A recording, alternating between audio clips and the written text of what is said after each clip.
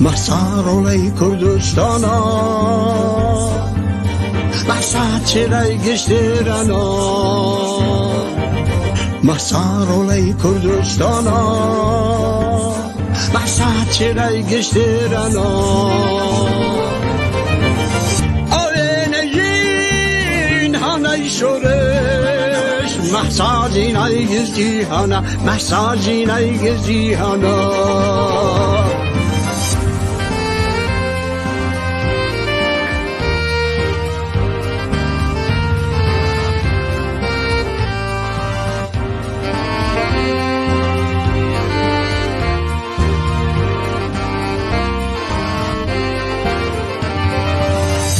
مسای اما جماورا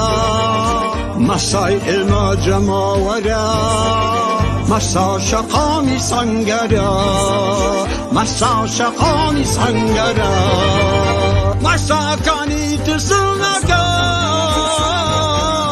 دیدی دشمن بوداروان مسا کانی تسلنکان دیدی دشمن بوداروان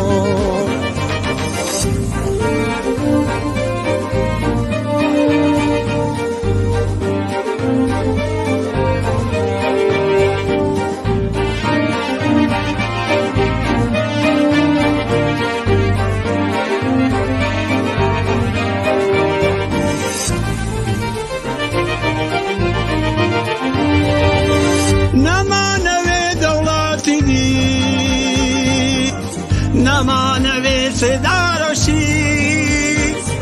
البرابری جن پیاو نمانوی دشمنی جی نمانوی دشمنی جی مسای ما جماورا مسای ما جماورا مسا شقامی سنگران مسا شقامی سنگران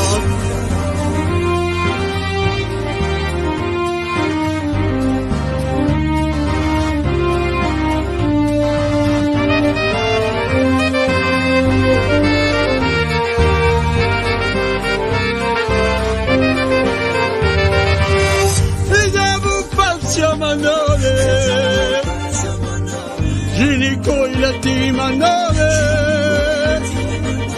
برو خینت بیچه سینار نمالا قش مناره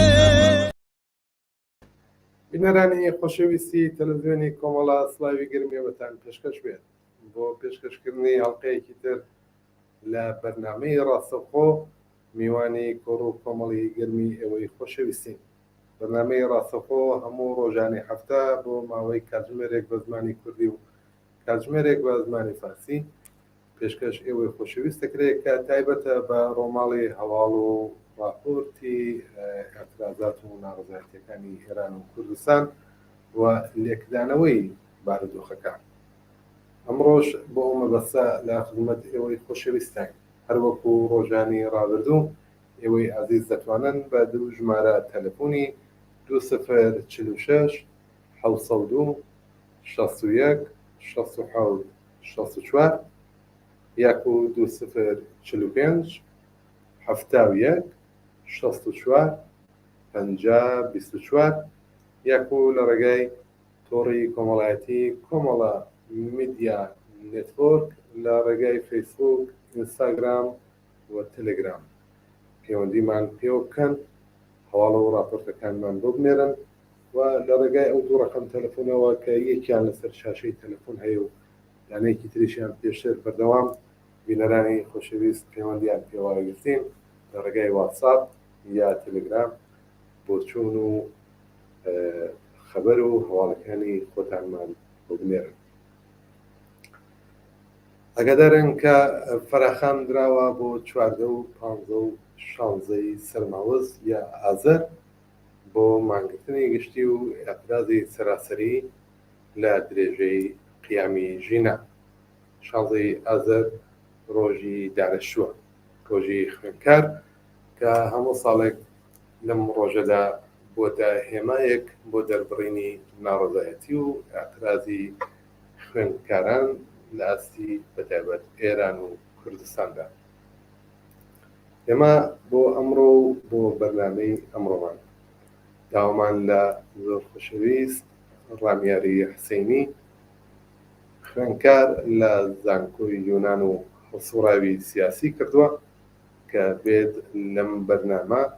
میوانی بەرنامەکەمان بێت و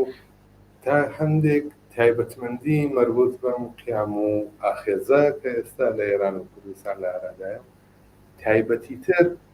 چینە سەر جوڵانەوەی خوێندکاری و زانین جوڵانەوەی خوێندکاری لە ڕابردوودا چ ڕۆڵێکی هەبووە و لە ئێستا و داهاتوودا دەتوانێت چ ڕۆڵێک بگێڕێت. لە بۆ ئەم مەبەستە و بۆ هەندێک پرسیاری تر زۆر بەڕێز خۆشەویست کاکە ڕامیاری حسێنی وان لەگەڵا سڵاو لێوێ کاکە ڕامیارم کاتت باش سپاس بەوەی کە بوویتە میوانی ئەم بەرنامە.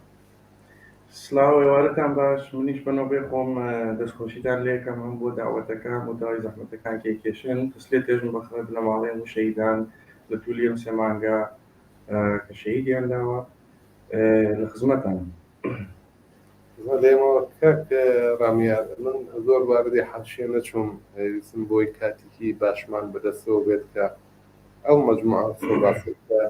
پێکەوە ئەمانەوێت لەم بەرنامە باسی بکەین فرای هەمووی بکەوین. ئەگە دەریت کە ئاعترازات و ناڕەزایەتیەکان بە شێوەی جۆرا و جۆر هێشتا لە ئارادایە زیاتر لە نزیک بە 12 هەفتە زیاتر لە 11 هەفتەی پێچووە کە ئەم ئاخێزە دوای ژرانی ژینای جوانەمەرگ لە شاری سەقزەوە دەستی پێ کرد. خوێندکاران ئەوانەی کە بەدەهەی ئەشتایی معروفن لە ئاستی مەدرسەکان و دانشگاکان عمومی خەڵک لەسەر شقامن خوێنیان ڕۆشتووە برینداریان داوە زیندانیان کێشاوە هەتا ئێستا هاتووەتە پێش کۆماری ئیسلامیش نەوەستاوە بە سەرکوب و سەرکوتی خوێنینی ئەم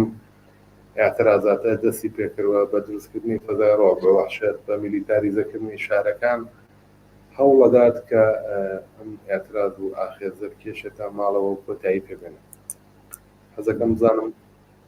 ڕاو بۆ چوونی جەنابەت ئێستا لەسەر ئەم ئاخێزە بە عمومی چییە لە ئێران و کوردستان؟ ئەوەی ڕاستی بێت لەبەرەوەی کە بتوانین هەم لە ئاخێزەکە تێبگەین و هەمەوەی کە چی بوو خودی ئاخێزەکە کە چۆن دەستی پێکرد ئێمە بین ئەگەر لەسەری قسە بکەین وەکو لەباری تێۆریکەوە بیناسین بزانین ینی بتوانین لە ڕێگەی ئەم شناخت یابیەوە بتوانین ئێمە وەڵام بدەینەوە بۆ پرسیارانی کە ئایا ئەم ئاخێزە بۆ بەرەو کوێ چێت چۆن دروست بووە و جیاوازی لەگەڵ ئاخێزەکانی تر چییە لە ناو ئێرانە و لە ناو کوردستانە. بۆ ئەوە من ئەمە بۆ دەست پێ بکەم کە خاڵی خولکێنەری ئەم ئاخێزە چ تایبەتمەندیایەکێ چون بڕوای من تایبەتمەندی خودی خاڵی خولکێنەر لە ئەم بزوتنەوەیدا بۆ ڕەهەندانەی کە ئاماژەی پێەکەم توانیەتی خەڵکێکی زۆر لە خۆی کۆ بکاتەوە. پێش لە ئەو ڕەهەندانە باس بکەم ئەتوانم مقایسەی بچووک بکەم لەگەڵ ساڵی 2009 ساڵی 1970 یانە ساڵی 2009 لە ئێران وەختە خۆشمە لە ئێران بوو ئەترازاتی ئەتوانین بێژین جوزی ئەوڵین ئەترازاتێ بوو کە خەڵکات نەدەرەوە بە جۆرێک لە جۆرەکان لە ناو ئێرانە بە شێوەی عمومی ترەوە ئەترازی خیابانی دەسی پێکرد. ئەوەیش خاڵی خولکێنەرێکی بوو خۆ خاڵە خولکێنەرەکەی میرحوسێنی موسەوی بوو و میرحوسێنی موسەویش نوێنەرایەتی هەندێک لەو کۆمەلگایە کرد و خودی میرحوسێنی موسەوی و خاڵی خولکێنەر هەندێک ڕەهەندی جێکەوتووی بوو لە ناو خۆیە وەکەوەی کە لە ناو چوارچێوەی جمهوری ئیسلامیە بوو ئەمە یەک ڕەهەندی بوو. ڕەهەندێکی تریەوە بوو کە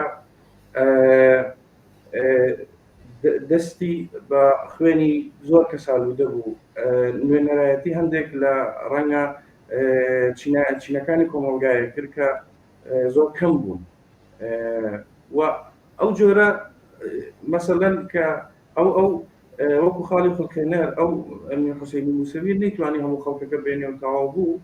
چون ڕەهەندەکانی ئەو توانایی نەبوو کە بتوانێت هەموو خەڵکەکە بکێشێنێتە دەرەوە. لەبەرەوە خەڵکێکی زۆری چەپ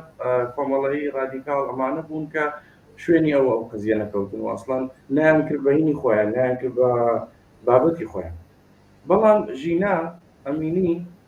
وەکو خولقێنەر، وەکو خاڵی خولقێنەری ئەمام قزیە چوار ڕەهەندی زۆر گرنگی هەیە و ئەم چوار ڕەهەندە گرنگە هەر کامێکیان بە نۆبەی خۆی خەڵکی هێناوەتە دەرێ. ئەوەڵین تایبەتمەندیە کە نەهۆفتایە بەخۆ جێکەوتووە لە ناو شناسی ژینا ژنبوونەکەیەتی بە چ مانای؟ بۆ مانای کە ڕووڕاست بین بابەتی ژن لە ناو چوارچێوەی جمهوری ئیسلامیە زۆر پیچیدەیە و ناتوانێت ئەم هەستەلێنی بە شێوەی جەوهەری جمهوری ئیسلامی یەک سیستمی پیاوسالارە، یەک سیستمێکەکە خودی ئەساسەکانی خۆی دژەژنە و لەم ئەساسە دژەژنەدا ئێستا ناتوانێت جمهوری ئیسلامیەکی ببێت و ژنیشی ببێت کە ئەو ژنە ئازاد بێت، هەر جۆرێک پێی خۆشە ڕەفتار بکات، هەر جۆرە پێی خۆشە بگەڕێت حجابەکەی و هەر جۆرێک. ئەم ڕەهەندی ژنبوونی ژینامینی لەلایەکەوە دژایەتیەکە لەگەڵ هەستەی ئیسلام، لەلایەکی تریشەوە هەموو ژنەکانی هێنابێت. جا زۆر لە دواتر ئەگەر لازم بێت ئەچین فەقەت ئەمەوێ ڕەهەندەکان زوو باس بکەم و زۆر نینە. ڕەهەندی دووەمەکەی کوردبوونەکەیەتی. ژینامینی خۆ کورد بوو، سەخزی بوو و ئەو ستەمە تاریخیش و مێژوویەش کە لە کورد دەکرێت لە هەموو شوێنێک و بەتایبەت لە ئێران و بەتایبەتتر لە ناو جمهوری ئیسلامی و پێشتری لە ناو نیشا، خۆ ئەمە کوردەکانیشی هێنا سەر شەقام و توانیان خۆیان نەکەوەی کە هاتنە سەر شەقام کە خۆیان بەیان بکەن. ئەنا ئەوە بوو کە ئەوە نەبوو بڵێن هیچ کەسیی نازان یەک دەفا ژینا کوژراوە هەموو هاتنە دەرێنە. ئەمە ڕەوەندێک بوو، ڕەوەندێکی ئینقلابیە کە ساڵهایە شاید دەستی پێکردووە، ڕەنگە هەر لە بەیانی دوای ئینقلابی 57 دەستی پێکردو بێت. ڕەهەندی سێوەم ڕەهەندی نەسڵە. ژینا 45 ساڵی نەبوو، 85 ساڵی نەبوو، 22 ساڵی و 21 ساڵ 22 ساڵ خۆی نوێنەرایەتی نەسڵێکەکە کە هەر بە خۆری جەنابتە نەخسەکە ئیشارەتان پێکرد کە دەهێشتاییەکان بەملا. ئەمە نەسڵێکن کە تایبەتمەندی هەیەکیان هەیە. ئەم نەسڵە لە ناو وێرانی شەڕ و دوای شەڕا گەورە نەبوو، لە ڕفایەکی نسبیترا بە نسبەتی نەسڵی ئێمە و نەسڵی پێشوەکانمان گەورە بوو. بەهۆی پەیوەندی بە ئینتەرنێت و بینینی جەهانهای مختلف زۆر زووتر پێگەیشت و زۆر زووتر فەنداسیای تەقویت بوو کە بابە ئەم دۆخەکە لە سیستمایە وا نابێ و ئەمانە. پس ئەم نەسڵیش یعنی وەکو ڕەهەندێکی تری ژینامینی نەسڵیش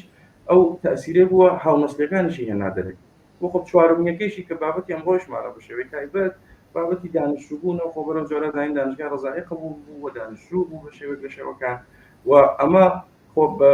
جیالەوەی کە دانیشتووەکان لە هەموو بزوتنەوە کۆمەڵایەتیەکانی ڕەنگە مێژووی هاوچەرخە توانی بێتیان هەمیشە بوون، هەمیشە لە حزوریان بووە. بەڵام ئەوە ژۆک و ڕەهەندێکی ناو ڕەهەندێکی جێکەوتوو لە ناو شوناسی ژینا خوێندکارەکانیشی هێنا دەرێت و ئێستا بۆیە من پێم وایە ئەم ئاخێزێکە کە ئەم بەرەو ڕاپەڕی نەچێوە توانیەتی تەواوی ئەفراد کە معتەقدن بەو چوار شتە یا ئەو یەکێک لەو چوار ڕەهەندەیان هەیە هاتوونەتە سەر خیابان، بۆیە ئەو نەوەسی ئەبووتەوە ئەم ئاخێزە لە چاو ئاخێزەکانی. کاک ڕامیار جەنابەت باسی لە چوار ڕەهەند کرد: ژنبوون، کوردبوون، داهێشتایی یا جەوانبوون و نهایەتەنیش خوێندکاربوون. ئەم چوار هۆکارە توانی لەم چوار جیلە یا لەم چوار بەشە خەڵک بێنێتە سەر شەقام و ئاعتراض دەست پێ بکەوە. تەوانیش زۆری واز بشار ئێستا ڕێک ئەو چوار ڕەهەندە هۆکاری هاتنە خەڵکانێکی تریش هاتوون کە لەو چوار ڕەهەندەیان نەبوون، جوزی ئەوەش نەبوون، بەشداریان کردو. بەڵام اعتراضاتەکە هێندە جەماوەری بوو کە تعدادی زۆر لە خەڵکی کێشا سەر شەقام. ئەوەی کە ئێستا ئەمەوێ باسی بکەم ڕەهەندی دووەمیانە، کوردبوونەکەی. ئێمە هاوشێوەی ژینامان بووە لە شارەکانی تر ژن بوون ئەوە بوون تەنیا کورد نەبوون دانەژوو بوون زانم دەدەی جوان بوون ئەوانە بوون بەڵام ئەوەی کە اعترازەکەی دەست پێ کرد ئەوەی ناڕەزایەتیەکەی دەست پێ کرد نقطە عەتفەکەی لە کوردستانەوە واتە خودی ئەو عادەتکردنە بە ناڕەزایەتی خودی ئەو بیر و بۆچوونە ڕادیکاڵی کە سەرەتاوە خۆشت باسم لێکرد لە کوردستانە بووە هۆکارەوەی کە هەر لەسەر قەبرستان و لە عینی ناشتنی تەرمی ژینە شوعاری ژنژیان ئازادی بدرێت شوعاری ئەوەی کە ژینە بێتە ڕەمز بۆ ئازادی بۆ مقاومەت و بەرخودان و اعتصابی کرد ڕۆژێک دوایە وەک خەڵکی کوردستان سەراسەری بوو ئەمانە بوو هێمایەک بۆ ئاستی سەراسەریش ئەمێ بڵم تایبەتمەندی ئەم بەشەی لەوانەیە لە ناو ڕەهەندەکانی ترا کە جەنابەت باست کرد بەرجەستەتر بێت بە دلیلی ئەو سابقە مێژوویەی کە خەڵکی کوردستان لە مبارزەیەکی جێکەوتوو بەرامبەر بەوەی خەڵکێکی تێگەیشتوو پێگەیشتووی هەیە و توانی ئەمە ئەتراز بکات تا چەند موافقی لەگەڵ زۆر موافقم لەگەڵم شتێکەوەی لێن وامەوێ بە هەندێک تریش پێی زیاد بکەم اتفاقا ئەویش ئەوەیە کە خودی شێوازی جمهوری ئیسلامی شێوازی ڕوبەڕووبوونەوەی لەگەڵ کۆمەڵگا جیاوازەکانی ناو ئێرانە خۆی یەکێک لە عاملی دروستکردنی وەشاید بێژم دروستکردنی ئەم شتانە یعنی ئەمەوێ بڵێم کە شێوەی دابەشکردن چون دوودانە شعاری هەمیشە بۆ جمهوری ئیسلامی یەکێک ئاوادانی و یەکێکی ئەمنیەتە بۆ ئێران و بۆ ئەمە لە ناو خاوەنیان ئەمە هەمیشە ئەم دوو شتێژێت وە بە شێوەی لە شێوەکان هەمیشە افتخاری جمهوری ئیسلامی خۆی ئەوە بووە لە ناو چوارچێوەی خۆیان ئەو دوو شتەی کردووە بە خۆپەمە ئەزانین خۆپڕاستنیە وەلی شێوەی دابەشکردنی ئەو ئەمنیەتە و ئەو ئاوادانیە وای کردووە کە شێوەی دشکردەوەی مرۆڤانی لە شوێنایی جیاواز لە ئێرانە متفاوت بێت بە چ مانە بۆ مانای کە لە تارانە مثلەن لە تارانە ئەو هەموو ئیمکاناتەی هێناوە چون ئەو دروستکردنی خودی مەسەلەی ناوەند و پراوێزە و ئەم ناوەند و پراوێزە چ ناوەندێکی دروست کرد ناوەندێکی ئەو نە تەنگی دروست کردووە ئەو نە بەسراوە بەوەی کە ئەبێ لەگەڵ جیا لە مسلمان بوون ئەبێ شیعە بێ ئەبێ حتمما لەگەڵ خامنەیی بی ئەبێ حتمما لەگەڵ ئەمابی ئەو نەی چکو دەکردەوە ئەو تەنگ ئەو حەڵقەی ناوەندە وای لە هەن وردە لە توولی ئەم چەند ساڵە هەر خەڵکی فرداوەتە دەرێ هەر خەڵکی فرداوەتە دەرێ لە ئەم یعنی خودی دافع و سەختکردنەوەی جمهوری ئیسلامی و شێوازی دابەشکردنی هەم قدرەت هەم دابەشکردنی ئەمنیەت هەم دابەشکردنی ئاوادانی لەناو چوارچێوەی کوردستانە وەکو یەکێک لەو بەشانەی کە بە تەبعیزێکی زۆری لەسەر بووە هۆی هەر ئەوەیش کە چون باسەکەەوەی کە پێداویستی وە نیاز بیر دروستەکە و ئەم بیرانەیش بیر لەواکەنەوە ئەم فکرانە بن بەوەی کە چۆن ڕێگاکان حەل بکەن چۆن کێشەکان حەل بکەن و خودی جیا لەوەی کە بە دروستبوونی دەهەی باحەق پەنجاوانە بە دروستبوونی کۆمەڵا وەکو جەریانێکی انقلابی و ڕادیکاڵ چنێ تەسیری داناوە تەسیر ئێستاشر هەیە جیا لەوەی کە هەندێک لە کەسانێکە وەکو چهرە ببوون لە ناو دەهەی شەسا وەکو مەسەلەن شیعەزەدین ئەوەیش ڕەهەندێکی تری لە ناو خودی مسلمانە سونیەکانە دروست کردووە کە هەر ئان ئیمکانی هەیە مەسەلەن بچنە ڕێبازی یەک ئایدیایەکی پێشکەوتووە و ئەمەوێ ئەوە بڵێم کورتی بکەمەوە ئەویش ئەوەیە کە خودی شێوازی جمهوری ئیسلامی و کنترۆڵی وەزعیەت و دابەشکردنی ئەمنیەت و ئاوادانی لە شوێنانی مختلف ئێرانە ئەم ئینەی دروست کردووە بۆ کوردەکان و کوردەکانیش خۆ ساڵهایە چون پێداویستیان زیاتر بووە نیازەکانیان زیاتر بووە هەمیشەیش بیریان زیاتر کردوێتەوە هەمیشە تحەزب یافتە بووە جامعەیەک بووە کە حزبی بووە جامعەیەک بووە کە سنەتێکی تاریخی مبارزاتی بووە هەمیشە وەخۆ بەڕاستی من موافقم لەگەڵەوەی کە فقط تعجب ناکەم کە ئەو تان ئێنێتە نێو کوردستان بەخاطرەوەی کە شێوەی اعترازکردنی کوردەکانیش عمیقترە، نیازەکانیان زیاترە و ئەمە ئەبێتە هۆی ئەوەی کە کوردستان ببێت بە شێوەیەک لە شێوەکان ببێت بە ڕەهبەری ئەم وەزعیەتە و ڕێگە نیشاندەر بۆ کەسانی تر لە شارەکانی تر، بۆ حەڵقەهای تر لە شارەکانی تر لە شوێنهای تر لە ناو ئێران. هەر ئێستا لە کوردستان بۆ تێی قسانی جەناب لە کوردستان لایەنە سیاسیەکانی تۆمەتبارەکەن بۆی کە دەستیان هەیە چەکە نێرنەوە بۆ ناو بۆمبارانی لایەنە سیاسیەکانەکەن سێناریۆ دروست دەکەن لەسەر بە قەوری خۆتان باسانکرد لەسەر شەقام تۆپ و تانگ و هەلیکۆپتەر و پەهبات لەسەر شارەکانی کوردستان لە حینی ئەترازەکانە ئەگەڕان. دلیلی ئەوە کە ئەبەو شێوە نەگەرانی کوردستان بوون ئەو نقطەیە کە جەنابەت باسی کرد بە شێوەیەک لە شێوەکان ڕێبەری یا نقطەی عەتفی ئەم شۆڕش و قیامە بوو کە ئێستا لە ئێران لارەدا هاتنی ڕئیسیش بۆ کوردستان هەر لە درێژەی ئەو نەگەرانیە کە ڕەژیم هەیەی و بە قەولێک ئەگەر ئەوێت ئەم ئەترازاتانە خامۆشکات ئەوێت کوردستان خامۆشکات پێش هەموو شتێک. کاک ڕامیار بە بینە سەر بەشی خوێندکاری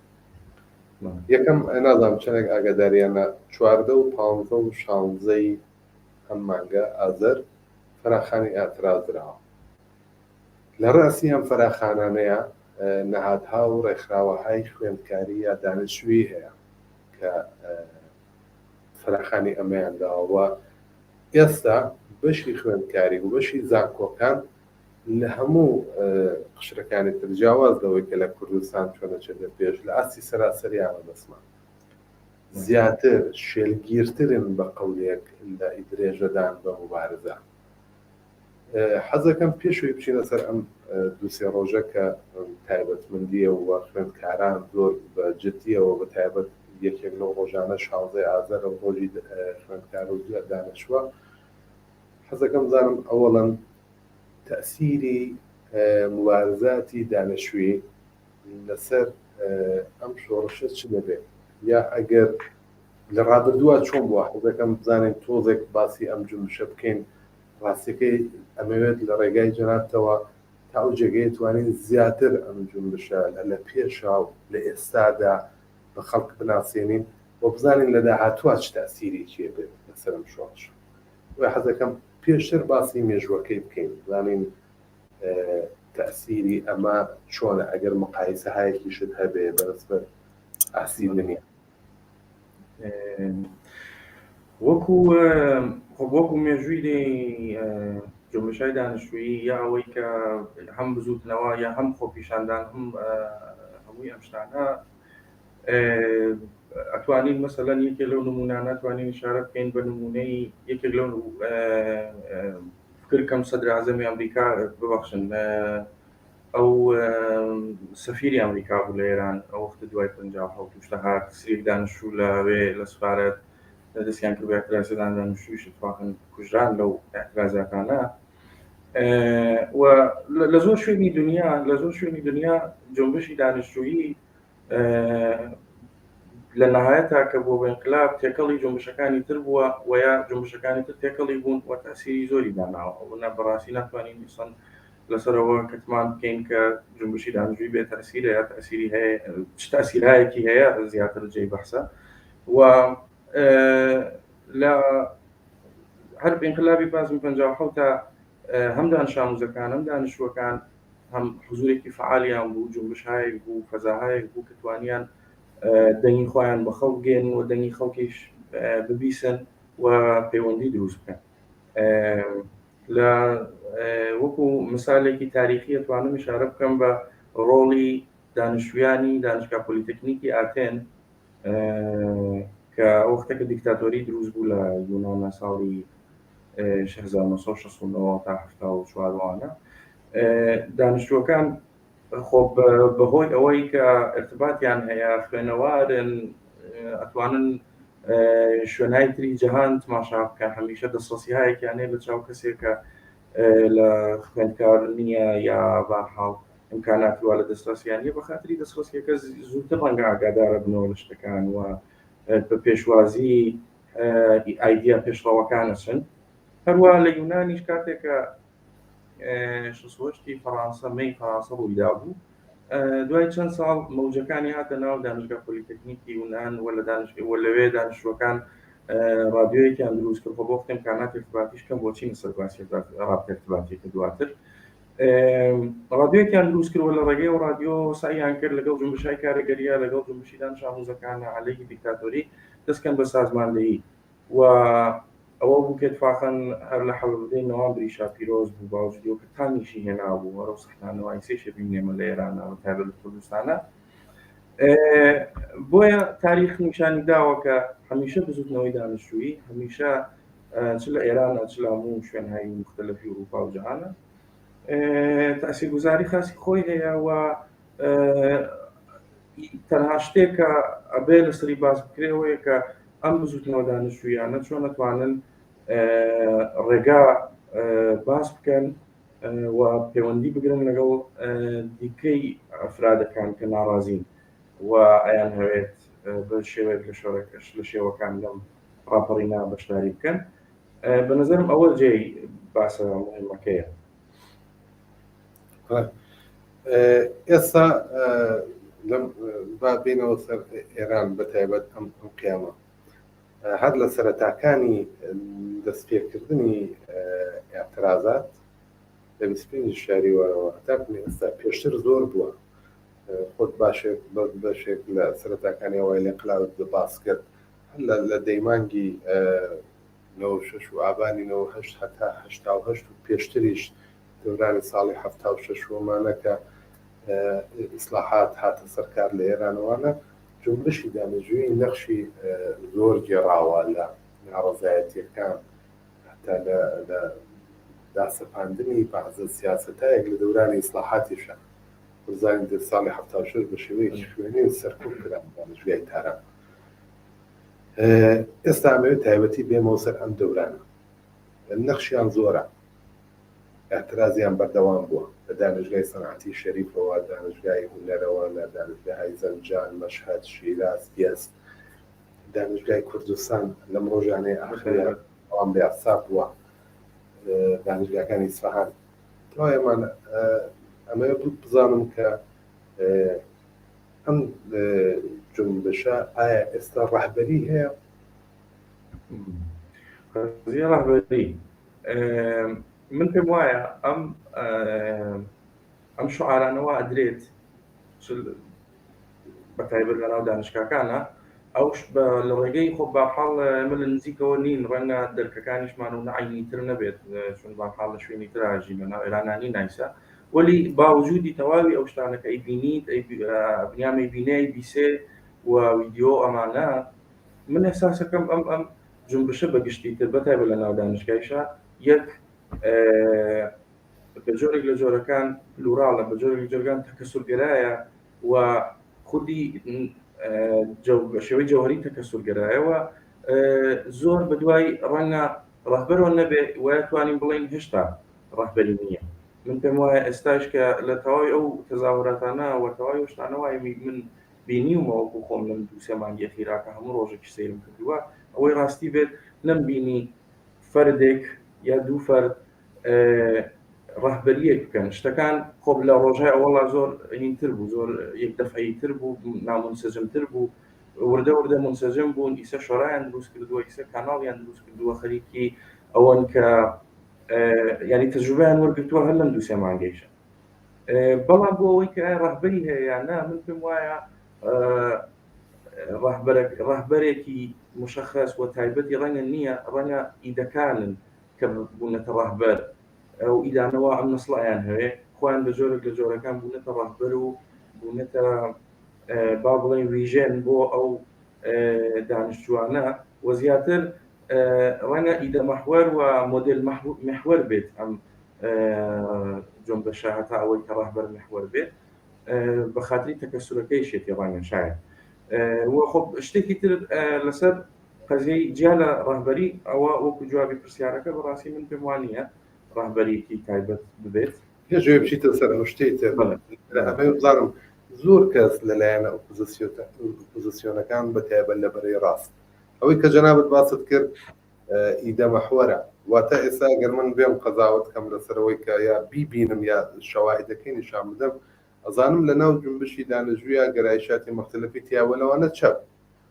سوسیالیزم یا بەربەڕیەت داواکاری شوعارهای ئینسان بەرابەری ژن و پیا و بەرابەری کۆمەڵایەتی عیداڵەتی کۆمەڵایەتی ئەمانە شوعارهایەکن بە محورەتی بۆچوونی چەپ ئەبێەوە بەڵام لایەنێکی سیاسی دەعا ناکات کە ئۆتۆریتەی هەیە یا زاڵە بەسەرم جوڵانەوە بەڵام لە بەرەی ڕاست بەتایبەت لایەنە ئۆپۆزیسیۆنەکان لە دەرەوە زۆر جارێ دەعایەوەکەن کە تەسیریان هەیە ناو جنبشی دانیژوویە قسەکانی ئەوان نەخشی زانم ئایا ئەوان ئەو نەخشەی کە خۆیانێ دەعایەکەن لە جنبشەکەی هەیانیان منیش پێم وایە بۆ خۆم ئەگەر وەکو تۆ بیرەکەم پێم وایە زیاتر خودمەحوەرە زیاتر پێرەوی ئیدەکانە کات بەڵام لایەنێکی سیاسی ناتوانێت داهێڵ حەزم کرد بۆ ڕۆشنگەری لەسەرەوە باس ئەوەی کە داعای ڕاستەکان ئەوەی ڕاستی بێت چونکو ئیدەی ڕاستەکان چ کوردەکان ناسیۆنالیستی کورد ناسیۆنالیستی ئێرانی جامە بەتایبەت ناسیۆنالیستی ئێرانی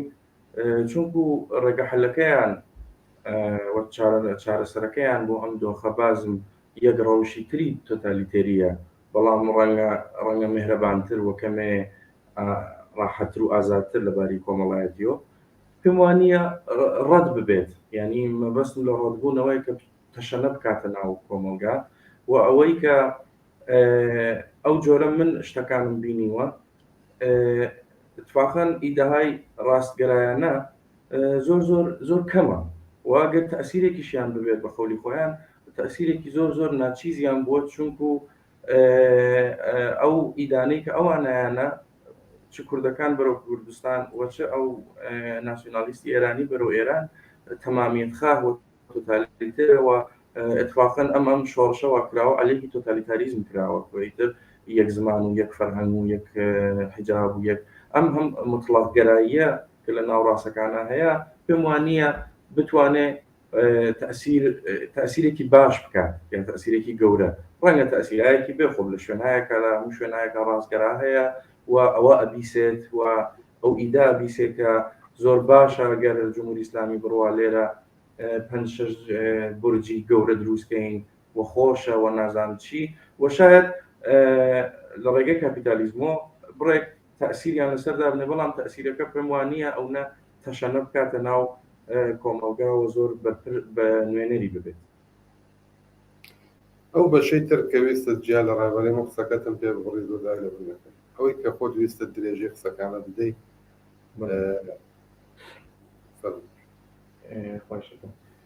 بۆ خزیەی جیا لە ڕاهبەریەکە ئەمویستی شارە بەوە بکەم کە خودی دانیشتووەکان خودی خوێندکارەکان لە ئەم ماوەی ئەم 2-3 مانگەدا کە ئەیبینین دەستی پێکردووە ناڕزایەتیانە زۆر هینیان وەرگرتووە هەم ئەزمونیان وەرگرتووە هەم نەتیجەیشیان وەرگرتووە بەڵام نەتیجەوە نییە نەتیجەی نەهاییەکە نییە فقط ئەنا بە هەر وەکو مثال ئەمەوێ بڵێن ئەوەی کە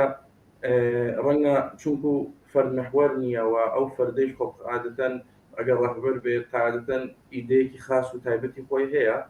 و ئەوەیە کە زۆر کەس ڕەنگە هین نەکاوە چون اتفاقاً ئەو ئیدە مەحوەرە زیاتر و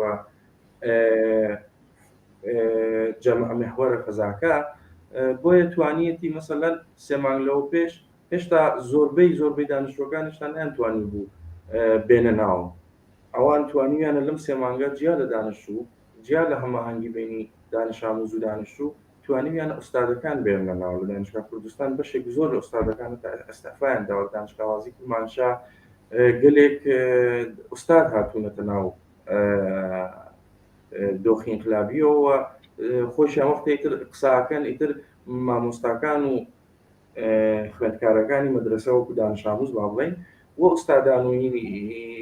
ئوستادان و دانیشتووەکانیشی تر پێکەوەی تر وەختێ بەیانیە شتێکی شەدەن ئەڵێن ئێمە ئوستادەکان و دانیشتووەکان لە حاڵێکە لە بەیانیهایە کە ئەوایل ئەدرا دوومان لەوە پێش دانیشتووەکان بوون کە ئاپارانەوە لە دانیشتووەکان یاساییانە کرد دانیشتوەکانی تر متقاعد بکەن کە اتحاد بێن بۆ لای ئێمە. ئەمیش فقط ئاماژە بەوە بکەم کە جیا لە بابەتی ڕاهبەری خۆی ئەم جنبشە خۆی خەریکە خۆی لە ناو ڕاهبەریەکە و من پێم وابێ ئێستاش هێشتا نیازی بە ئەوە ڕاهبەریەکی تایبەت نییە کە جگە لەوەی کە ڕەنگە یەک شتی نیاز بێ ئەویش ئەوەیە کە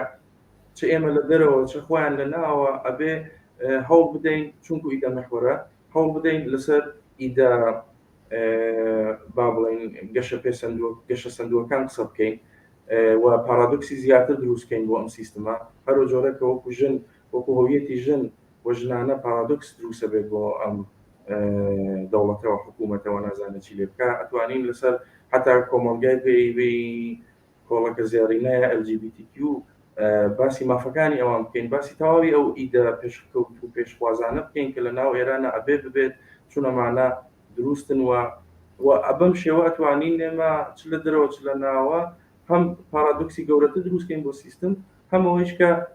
جنبشی دانیشتووی ببێ بە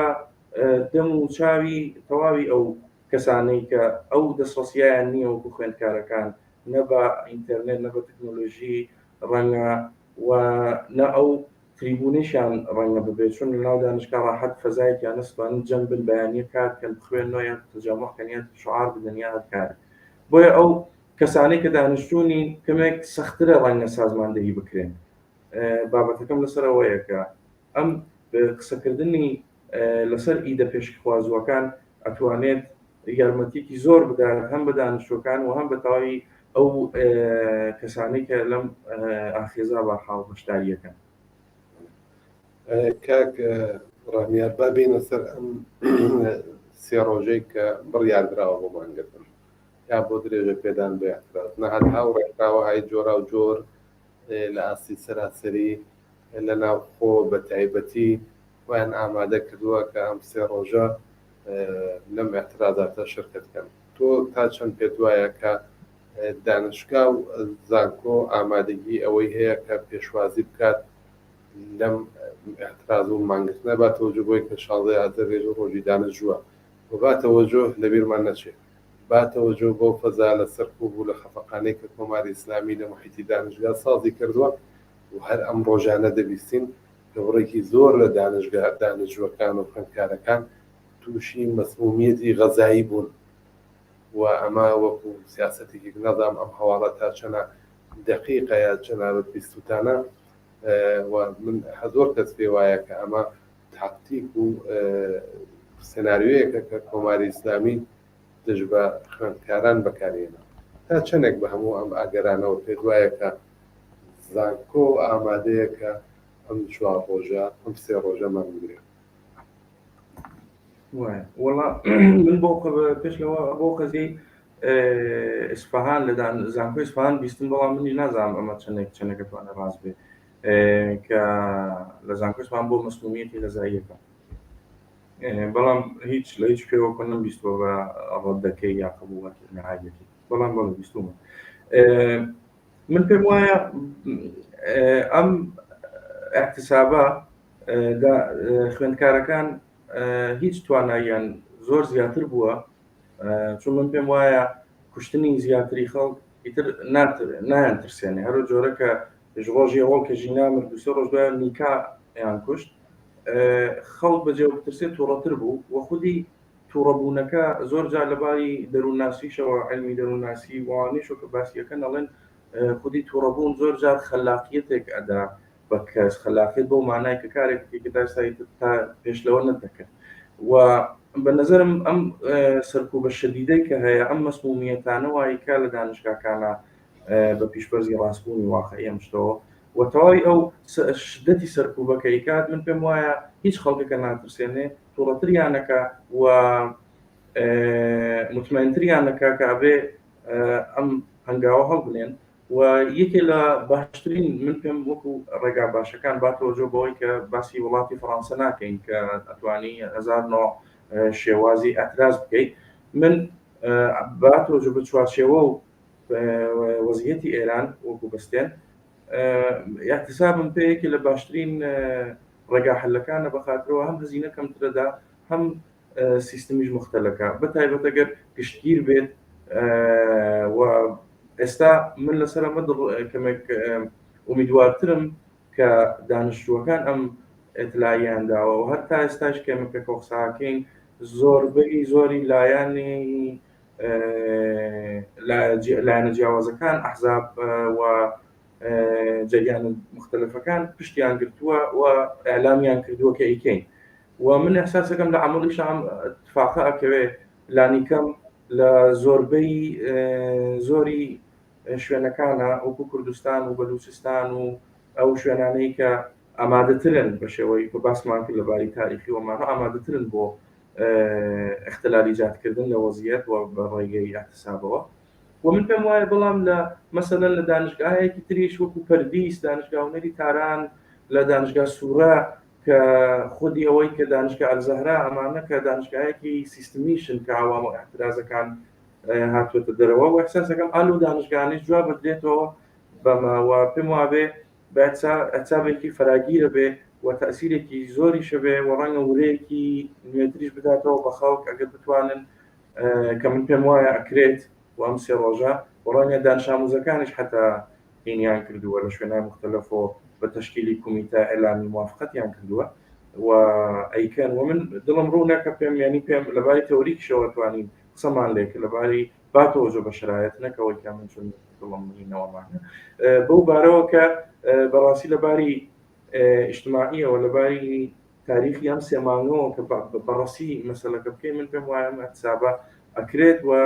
تەسیرێکی زۆریش هەبێ ئەم احتسابە ئەگەر بکرێت لە ئاستی خوێندکاری ئەوە وتجان ئومیدواری کە بکرێت بەڵام چەندێک ومێت هەیە بۆەوەی کە بەشە جۆرا و جۆرەکانی تری ناوێران جەنابەت ئاماژەت بەوە کاکە احتساب کەم هەزینەترین و محکەمترین تاکتیکی وڵاتێ بۆ شکاندنی کەمەری کۆماری ئیسلامی لە ئێستادا بەڵام خۆ زۆر لازمە کە کرێکارانی سەنعەتی کرێکارانی بەشی پیشەیی و زۆربەی بەشە مەدرسە معلیمەکان بەشەی جۆرە جۆرەکانی ئیدارات بەم ئەحتسابەوە پەیوەستن بەگشتی ئێستا کە باس لە جنبشی دانیشتوویە جنبشی دانیشتووی دەبێت چ بکات کە بێتە هاوئاهەنگ بێتە متحیدی باقی جنبشهای اجتماعی لە ئێران و لەوانە جنبشی ژنان جنبشی کرێکاری دەبێت چی بکات لە دروشمیە لە هەنگاوەکانیە لە جواب بە فراخانی بەقی ئەبێت چ ڕێگا حەلهایەکی عەمەلی بگرێتە بەر بۆی کە هاوئاهەنگ و متحیدی باقی وڵانە و کۆمەڵایەتەکانی تر بێت من پێم وایە ڕەنگە یەک دوو ڕێگا ئێستا بە زێنم بگات وەکو ڕێگا حەل کە وەکو تاکتیک ڕەنگە ئەوەی کە چون ئەو قسەکەوە ئێڵێن و کە ئەبێ بزوتنەوەی دانیشتووی وەسڵ بێ لەگەڵ دیکەیتری بزوتنەوەکانە زۆر استراتیژیک بۆ دروستەوە ئەشێوا بێ و ئیسە لەسەر چۆنیەتەکەی کامە چۆنە شێوا بکرێ من پێم وایە ڕێگا حەلایەکی جیاواز ئەکرێت تاقی بکرێتەوە یا لانیکەم وەکوی دە بیری لێ بکرێتەوە کە من بیری لێ بکرێتەوە مەسەڵەن یەکێک لەو کارانەی کە خوێندکارەکان ئەتوان بیکەن ئەوەیە کە کومیتایەکی چکولەتر تشکیل بدەن وەکو کومیتەی نوێنەرایەتی لە دانیشگا کە بتوانن بڕۆن لە ئەحتسابهای کاریگەریە لە ئەحتسابی ژنانە لە شوێنێکا کە مەسا ئەو چەند ڕۆژ لەوە پێشگوڕی فێمینیستان نازانم مینیان کردبوو ئەترازێکیان ڕاگەیاندبوو و لە شوێنێکا کە دانیشاموزەکانە بچنە ئەوێ و لەوێ بەشداری بکەن لە تەواوی و ئەحتساب و ئینانەوە ئەم شتێش من وەکو لە تاریخی مبارزاتی چەپی خۆمانە وەکو کۆمەڵە مەسەڵەن لە زمانی تشکیلاتیشە ئەو وەختانە ئەچوون لە بەیانیەوە لەسەر زەمینی کشاوەرزی لەگەڵ کاورا قسەیانە کرد کاریانە کرد وە شەویش بەحسیانەکەوە ئەو جۆرە حوزور یعنی حوزوری فیزیکی و هاوکار لەگەڵ حوزوری فیزیکی قسە و عەمەڵێکی دروست کە تێبگەن لە یەکترین چونکە ڕەنگە لەو دۆخی ئینقلابیە ئیسەر کاتی ئەوە نەبێت کە دابنیشین بەحسهای قوڵی تێۆریک بکەین لەناو ئێرانە بەتایبەت و بین لەسەر تەواویم فەلسەفە و نازانم ئیزمەکان وەمانە بێن و بیبین، چون بەڕاستی لێرە پێم وابێ ڕێگە حەلی ئەمەلیتر ئەویشەوەیە کە بە شێوەی کورت و مختصر و مفیدەوەیە کە بچێت لە تەواوی ئەو ناڕزایەتیانەی کە ڕەتی بە دانشگا نییە بیباتەوە دەرێنی دەنگی خۆی وەکو دانیشتجوو بباتە ناو شەقام لە یەک شوێن لە شوێنی ترا بیباتە ناو ئەترازایەکی تر مەسەلەن زەوباهەنی ئیسفەهان یانی کامیۆندارەکان نایسە خەریکی چەندمین ڕۆژە چوونەتە ناو احتساب و وەختێک تەجەمعێکیانێ لە بەرسەندیکاکەیانە دانیشتوەکان لەوێ بن و کارت پەخش بکەنەوە و باتەوەجە بە وەزیەتی ئەمنیەتیش خۆ باحاڵ ناڵێم لەباری عەمەڵیەوە ئەتوانێت بکرێت ڕەنگە بە شێوەی بە تەدابیرێکی ئەمنیەتیەوە. پس یەکێک لە شتەکان یەکێک لەمانە بە کورتی بکەمەوە، یەکێک لەم ڕێکا حەلانە ئەوەیە کە زانکۆ خوێندکارەکان ببەخشە حزوری عملی و فیزیکیان بێت لە ناو تەواوی جنبشهای جیاوازە LGBTQ و کاریگەر جنبشی ژنان جنبشی دانش ئاموزان و بچنە ئەوێ و ڕێگای ارتباطی بدەن و وەربگرن و خۆبیسەیش دروستە کێشە ئینتەرنێت هەیە، بەڵام باز ئەتوانێت لە ڕێگای ئینتەرنێت و کاناڵ و ئەو شتانە کە هەر بە شێوەی ئۆڵرێدیش فکرم کردویان تا ئێستاش بتوانێت ئەم کارە بکەن، پەیوەندی خۆی بچێتە دەنگی دانشگا بێتە دەرەوە و دەنگی وەکاری دووەمیشەوەیە کە بە جۆرێک لە جۆرەکان ئەمە ڕەنگە کەمێک لەباری ئەمەڵیەوە پیچیدەتر بێ، ئەویشەوەیە کە بتوانێت غیرە دانشجوو بێنێتە ناو دانشگا وردە و لە ئینقلابی ئەو بابەتی دانشگای پۆلیتێکنیکە وەختە لە زەمان دیکتاتۆریا ئەوان دیتر دانشگایان ئەشغاڵ کرد وردە دیتر دانیشتن لە ناوگا وردە و ئیتر وا بوو کەیتر بوو بە سەنگەرێک و بە نەزەرم ئەکرێت وەکو بۆعدێکی ئەمەڵی ئەوەیە کە غیرە دانشجوو خۆ بەرحاڵ جمهوری ئیسلامی غیرە دانشجووی ناوەتە ناو دانشگا، پس ئیتر قاعدەیەک وجودی نییە لێرە، پس ئەتوانێت غیرە دانشجوو بێنێت جنبشی ژنان بێنێت داوت بکە لەوێ بێنە ناو ئیسەر بە شێوەیەک لە شێوەکان بتوانن وردە شوێنهایەک ئشغاڵ بکەن کە ئەتوانن ڕای بگرن، مەسەلەن ئەگەر ئێمە کەلانتری ئشغاڵ بکەین ئەوەی ڕاستی بە لەباری ئەمەلیۆ ناتوانانی ڕای بگری، بەڵام دانشگا و مەدرسەکان کە شوێنی دانش و خوێندکارەکانە ئەتوانن بە نەزەر مەتوانن هەر لەوێ وردە ئشغاڵی بکەن و دابنیشن و غیرە دانشجوو بێنە ناوە ئەم ڕابطە دوتەرەفە دروست بکەن ئیسا ڕەنگە لەباریەوەڵەوە بە شێوەی ئەتساب بە شێوەی ڕاگەیاندن ئەوەی کە کارێکی هەماهەنگ بکرێ لە تەواوی سەتی ئێران یا لە بەشایەکی زۆری ئێرانە. جیاتر لە قاڵبی دروشم و داخوازیەکان چی ڕاگەیانەکان چی بۆ نمونە وەختێکە کرێکارانی زۆباهەن ئەتسابەکەن دانشجویانی بەشە جۆرەکان لە ڕاگەیاندراوێکە لە ئیتلاعیەیەکە پشتیوانی خۆیان لەسەر لانیکەم لەناو ئیتلاعیەکە لە داخوازیەکانیەوە ڕاگەیان یا بەڕاکسەکەیت کرێکاران لە داخوازبی ئەمە مەکانیزمێکی باش نییە بۆ یکا و جمشانە لێنەوە دقیقاً ئەمە ئینە دووەمەکە بووە منیش بڵێم کە بتوانن بە ڕاگەیاندن و بە ئێعلانی هاوکاری و چون هاوکاریهایەکی دروستە تەسیری بێ حەد زۆرەوە ئەوەی شەکرێت و کراویشە ئەوەی کە لە ڕێگەی ڕاگەاندنەوە پێکەوە ارتباط بگرن، بەڵام لەباری ئەمەڵیشەوە ڕەنگە یەکێکی تر لەو شتانە کە پێویستە ئەوەیە کە کاناڵهایەکی مشترک دروست بکەن لە تەلەگرام و لە فەزای مجازیە کە ئەوی شەکراوە شوانە، بەڵام بە شێوەی منسەجمتر و هەدەفمەندتر بۆ ئەوەی کە کارێکی تایبەت بکەن و پرۆژێکی تایبەت لەو چەند ڕۆژە و خۆشمانی جاوا جامعی ئێران نایسە ئامادە هەر ڕۆژێک بەهانەیەکی چکولەش بێتێتە دەرەوە و ئەم هاتنە دەرەوانە چه دینی خوێندکارەکان وەکو 16 ئازەرە بابەتێکی باشە بۆ ئاحتساب و هاتنە دەرەوە و ئالم بەبێ ئەوە ماتڵی 16 ئازەر بین خودی دانشگا توانێت بە شێوەی ئاوتۆنۆم و بە شێوەی خودمختار بڕوات ڕووداوایەکی تریش دروست بکە، یعنی مەسەلەن بڵێت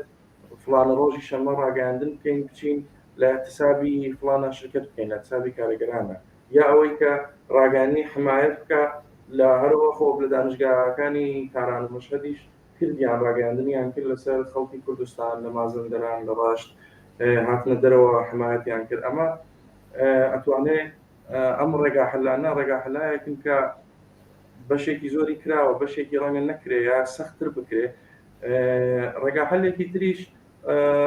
ڕەنگە ئەوەیە کە دانشگا ئەو زانکۆانەی کە هەر زانکۆیەک باحاڵا لە محلەیەکە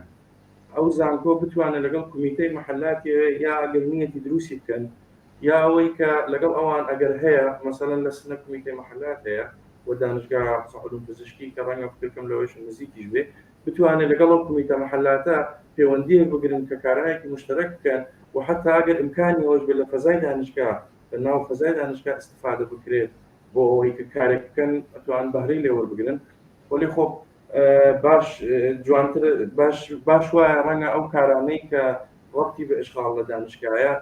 ڕەنگە باشتر وایە هەر بەهۆی کوردبوون و ئەو قەزایە کە باسمان کرد لە شارە فارسەکانە بکرێت لە مەشهەدا، چونکە لە مەشهەدا زۆر بەڕاحەتی تانگ و تۆپ نابات و بیکوژێت ئەو جۆرێکی لە کوردستانایکا بەهۆی ئەو شتانەوە باسمان کرد. ئەمانە تا ئێستا. کاگە ڕامینگەم پێم وە بێ ئێمە 6 دقەیەک کاتمان ناوێت باسمان لە زۆر شت کرد لە سەرەتای قیامەکە لەوەی کە چەندانە ڕەهەند بووە هۆکاریەوەی کە ئەمە جەماوەری بێت تەداومی بێت و باسمان لە جنبشی دانەژی و ئەم دوو سێ ڕۆژەش کە ڕایانگەاندەوە بۆ ئەحساب بۆ اعتراض لە سەتحی دانشگا و لە ئاسی بەرینتری جەماوەری لەسەر تاسەریێران و کوردستان هەمووی ئەوانەمان لێکداوە. ئێمەش ئارەزووەکەین کە ئەم جوڵانەوەی خوێندکاری هاومەحەماهەنگی و هاوپشتی لەگەڵ باقی جوڵانە کرێکاری و جوڵانەوەی ژنان جوڵانەوەی شۆڕەژێرانەی خەڵکی کوردستان و هەمووی ئەمانە توانن بەرەیەکی پێشکەوتوو بە ئیدەهایەکی ڕادیکاڵ و ئینسانی دروست بکەن دژ بە کۆماری ئیسلامی بڕۆخێنە. ئەمە کۆکەرەوەی باسەکانمە. بەڵام پرسیارێکەوەیە کاکڕامین ئەگەر لە دوورەوە ئێستا لە دەرەوەی وڵاتی و زاکۆی حتمما تەحقیبی هەموو ڕووداوەکانی ناوخۆی وڵاتەکەی چاوێک لەم شۆڕەشی ژینە لەم ئەتراداتێک ئێستا لە ئێران بکەیت تا چەند ئومیدواری کە ئەم شۆڕەشە بە ئەنجامەگات و نهایەتە نەگاتە ئاوات و ئارەزوەکانی کە ڕووخانی کۆماری ئیسلامی. ئەوەی ڕاستی بێت من دوای ڕەنگە دووسێ هەفتەکە گوزەرا لە شتەکان نەکرد من زۆر کەسی پێژوتیان ئەمجار فەرقەکات ئەمجار شتەکە جۆرێکی ترە وەزیەتەکە جۆرێکی ترە. من پێم وایە بەو هۆکارە تێۆریکانە وەکو خاڵی خوڵقێنەر و ژینا ئەمینی کە باسمان کرد لە ئۆڵی ماجراکەوە، یعنی نەتەنیا ئومیدوارم و باوەڕم وایە کە ئەمە ئەگات بە قەولی نەڵێن لە شروعی پایانە ئەم وەزیەت. و من پێم وایە لەو دەورانای جیا لەوە کە هەموو میدم هەیە هەم بڕوام وایە ینی لەباری تەوریک شەوتوانم دفاعی لێ بکەم کە ئەم جنبشە ئەم بزوتنەوەیە تەواو ئیتر لە بزوتنەوە دەرچووە و دەستی کردووە بە شروعبوونی فەرهەندێکی ئینقلابی و خۆ ئینقلابیش ڕۆژێک نییە بڵێ نایساچی ئینقلابەکەینیتەوە یەک فەرهەندێک دەورانێکی لازمە وەم دەورانە مساویە لەگەڵ شروعی دەورانی پایانی جمهوری ئیسلامی بەڕای من و هەرەونەی کە هەرچەندێکە دانیشتووەکان هەرچەندێکە هەموو لایەنی کۆمەڵایەتی بەو شێوە ئیدامە بدەن و حتا ڕەنگە 15 ڕۆژی تریش تا 15-20 ڕۆژی تریش ڕەنگە ئەم احتسابش هەتا کەس وەڵامی پێ نەداتەوە 15-20 ڕۆژی تریش کەس نێتە سەخیابان. بەڵام ئەم کۆمەڵگا بەهۆی ئەو شتانەی کە پێشتر وتومان لە توولی بەرنامەکە تازە غیرە ممکنە بگەڕێتەوە سەر ئەو شوێنەی ڕۆژی پێش لە قەتڵی حکوومەتی ژینا ئەمینی و ئەمە وەکو دیوارێکی لە هاتووە ڕەنگە جمهوری ئیسلامی دیوارێک بوو کە ساڵهای ئاوە کرێتە بنی لە شوێنهای مختلفەوە و ڕەنگە خاڵێکی خوڵکێنەری مهمی گەرەک بوو کە لایەکی بوات و ورە بات بە خەڵکە بچینە مەیتر بۆ ئاخرە و من پێم وایە ئەم سێ مانگە نیشانی داوە بە هەمومان کە ئەم ورەیە هەیە ئەو خەڵکەی تر ئەو خەڵکەی 7 ساڵەوە پێش نین کە دەرگیری ژیانی تاکە کەسی خۆیان بن یا ئەوەی کە دەرگیری لەباری سیاسیشەوە دەرگیری ئیسلاح تەڵەبی بن. ئەم خەڵکەی تر تەواوی ئەو شتانەوە جمهوری ئیسلامی کردی، یعنی وەکو دفاع لەم قەزیە ئەوەیە کە تەواوی ئەو شتانە کە جمهوری ئیسلامی کردی لەڕێی ئیسلاحاتەوە ڕەدبوون. قەزیەی ژنبوون و قەزیەی کوردبوون و قەزیەی ئەوەی کە بەلوچ بە مافەکانی خۆی بگا، تەواوی کەمینەکان بە مافی خۆیان بگەن و ژنەکانمان لە کوردستان و لە ئێرانە بتوانن وەکو پیاوەکانمان بەرابەر بن و مافی بەرابەریان ببێت لە هەموو ئاستەکانە و جامعەی ئەندامانی بەرحاڵ LGBTQ ئەمانەیش هەمووی ئەمانە توانی بە منی وتووە لەم ماوەیە، یعنی تێگەم باوجودی بەمە تاوی ئەمانە نیشان لەوادەن کە پایانێک دروست بۆ جمهوری ئیسلامی و چنێک کێشیەدا و چنێکە چێتە بەرەوە، بەڵام خۆ کاتی پێویستە ئینقلابی 57ش لە 1 ساڵە نەکرا، لە 6 مانگە نەکرا، لە 2 ڕۆژە نەکرا، یەک دەورەیەکی شاید یەک دەهەیی بوو کام نەسڵە تاتوانی وردەوردە خۆی ئێبراز بکە و وردەوردە بتوانێت بەشایەک لە حکوومەتی ئیسلامی بگرێت. وەکو بەستنی قسەکەیش بە جنبشی دانیشتوویەوە ئەتوانم بڵێم نەک تەنیا بە نەتیجە ئەگات ئەم جنبشە دانیشتووە، هەر ئێستاش کە ئێستایە زۆر هەرە جۆرە پێشتر باسمان کرد، زۆریش پێشڕەوی کردووە، زۆری تەجروبە کردووە، زۆر شتی بەدەست هێناوە لە تووری ئەم 3 مانگەدا. وەگەر 6 مانگی تراوای دامەبات 100% ئیتر جمهوری ئیسلامیەکیش نەماوە بە چه هۆکارە بە هۆکاری ئەوەی کە ئەبینین ئیمتیازایە کە جنبشی دانیشتووی وەری گرتووە لە 43 ساڵی پێشترە 42 ساڵی پێشتر نەیتوانی بۆ ڕەنگە ئەو ئیمتیازی ڕادیکاڵ یەکجێ بگرێ و سرعەتی و چون دەورەکەش دەورەیەکی ئینقلابیە سرعەتی شتەکە بێحەد زۆرە، بەخاطرەوەی کە 20 چەند ساڵ 30 ساڵە دانیشگا هەیە لە ئێرانە کە سلفی کوڕووکت جیا بوو لە 3 شەوا ڕووخانیان مەسەڵەن و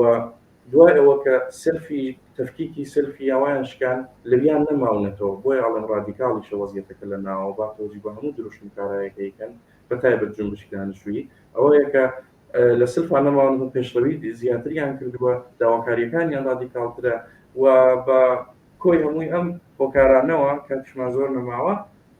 من پێم وایە و زۆریش میدوارم و مطمئن پێم وایە ینی بەرەو شڕۆعێکی کۆتایی کۆتایی هاتن بە جمهوری ئیسلامیە چیان ڕامیاری خۆشەویست گەشتی وادارین کە وابێت و دەرحاڵ بەزوی ڕووخانی کۆماری ئیسلامی بەچاو ببینین و ڕزگاری کۆمەڵانی وەتەنکاتوو لە دژێر ئەو 10 ساڵاتە بە چای خۆمان ببینین. زۆر سپاس بۆی کە قبوڵی زەحمەتت کرد لەم بەرنامە بەشدار بوویت. زۆر سپاس بۆ قسە باسەکانت. قسەیەکی ترم نەما و کاتی بەرنامە ڕوو لە تاو بوونە. زۆر سپاس بۆش بۆ داوەتەکەتان و بۆ دەمی زەحمەتەکانتان و سپاس بۆ بینەرانیش کە تا ئێستا لەگەڵمان بوون و شەوتان باش و منیش قسەیەکی ترم نییە بە هیوای ئازادی. شەوت باش کاکە ڕامیاری خۆشەویست بە هیوای ئازادی. بەڵێ بینەرانی خۆشەویست ئەوەی کە بیستان و توێژێک بوو لەگەڵ بەڕێز ڕامیاری حوسێنی خوێندکار لە زانکۆی یونان و هەڵسەڕاوی سیاسی تایبەت بە بزوتنەوەی جەماوریە بە تایبەت بزوتنەوەی خوێندکاران لە ئێران و لە کوردستان. خوشحاڵ بووین کە ئەم بەرنامەش لەگەڵتان بووین و سپاس بۆی کە بینەری ئەم بەرنامەش بوون. تا بەرنامەیەکی تر بە کامرانێتان سپێرین. بژیم بشادی.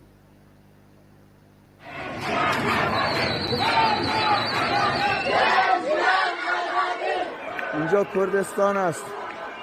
کابوس فاشیستا